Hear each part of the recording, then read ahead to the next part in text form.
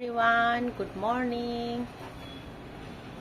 আৰু এয়া ৰাতিপুৱা এতিয়া 6টা বাজিছে আৰু এইফালে আমাৰ কিটচেনৰ গেটখন খুলি দিছোঁ। এখন খুলি দিলে ইয়াৰ পৰা একদম ধুনীয়াকৈ চব দেখি পায় আৰু ধুনীয়া হাৱা এটা আহে, কিন্তু গৰম বহুত হয়। তো আৰু ৰাতি মই এয়া মেথি পানী তিয়াই থওঁ 2 কাপ, একাপ এওঁৰ ভাগৰ, একাপ মোৰ। তো এতিয়া প্ৰথম এই মেথি পানী গ্লাছ খাই ল'ম। অলপ ঘুলি লৈছোঁ ধুনীয়াকৈ।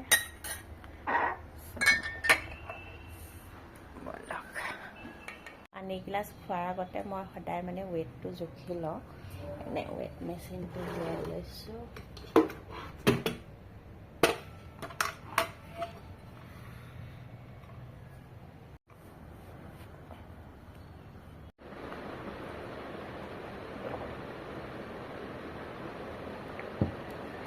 ৰাতিপুৱা সদায় খালী পেটত এইগিলাচ মই খাই লওঁ।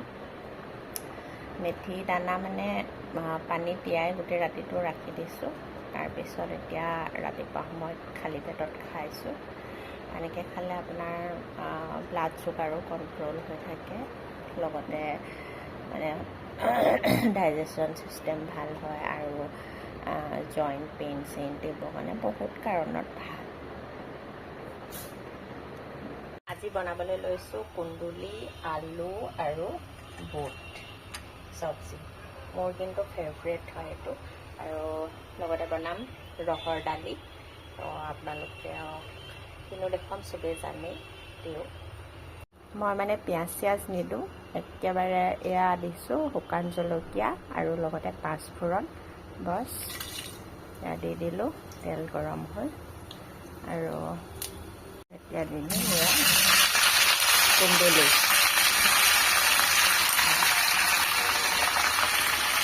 এতিয়া নিমখ হালধি এইবোৰ দি দিলোঁ আৰু তাৰপিছত বছ একদম শুকানকৈ ভাজি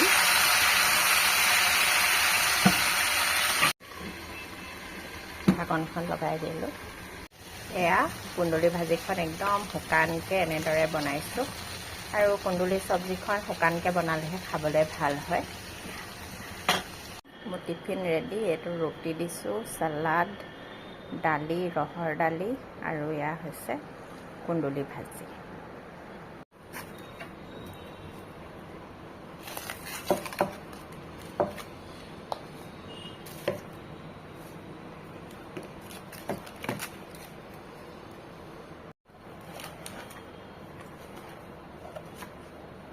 টিফিন ৰেডি।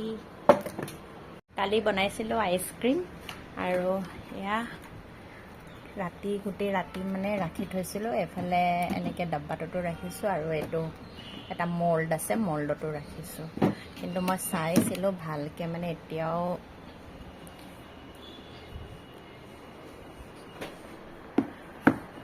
জমা নাই। তো এবাৰ চাই লওঁ। এয়া স্পুনখন লৈ এতিয়াও বাকী আছে। গোটেই ৰাতি ৰাখিছোঁ, তেও মানে এতিয়াও বাকী আছে অলপ। ফ্ৰিজতে ৰাখি থওঁ।